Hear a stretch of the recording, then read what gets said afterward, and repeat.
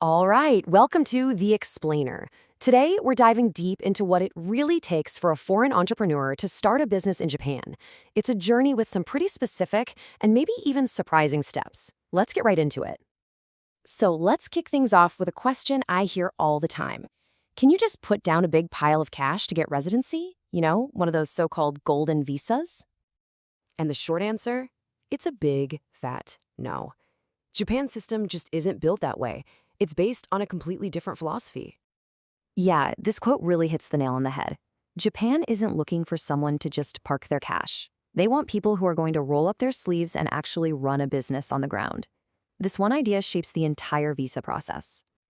Okay, so if the whole passive investor route is a dead end, how do you get started as an active entrepreneur? Well, there's a relatively new path, and it's called the startup visa. You should really think of this visa as your runway. It's basically a preparatory period, a 2-year window the government gives you to get all your ducks in a row before you have to face the really strict requirements of the full-blown business visa. So you can see how this is a two-step dance, right? The startup visa is all about getting ready, the prep work. The business manager visa, on the other hand, that's for the long haul, for actually operating your established company. Two very different stages on the exact same journey. So how do you get on this runway? This is where it gets interesting, because the process doesn't start where you'd think, with national immigration. Nope. It starts local.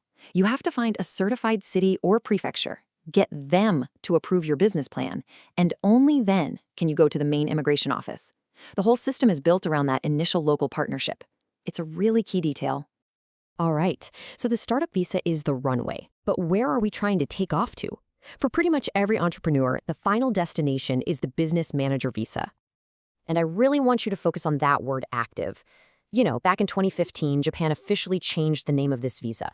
It used to be the investor/business manager visa. They dropped the investor part.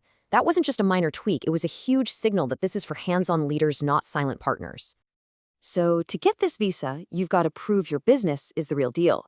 We're talking a solid, believable business plan, proof that you're actually involved in managing the thing, a physical office in Japan, and you have to meet certain requirements for the scale of your business.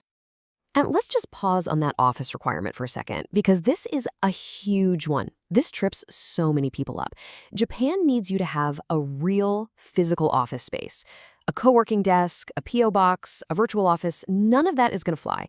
The government wants to see a real, honest-to-goodness brick-and-mortar footprint for your business. Okay, now for that business scale part, you've got a choice to make. You can go one of two routes. Option 1, you can invest at least 5 million yen. That's about what, 32,000 US dollars right now, into the company's capital.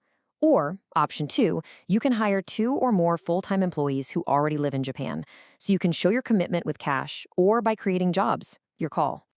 So, we've got these 2 different visas, right? The startup visa for getting ready and the business manager visa for the long term.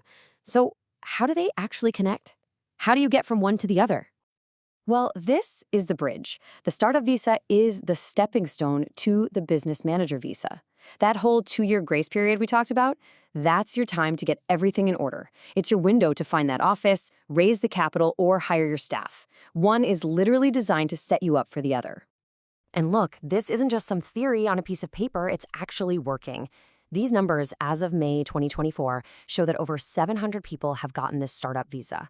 And here's the really cool part. More than 350 of them have already successfully made that jump. They've transitioned to the full business manager visa and have officially launched their companies in Japan. That's a pretty solid success rate.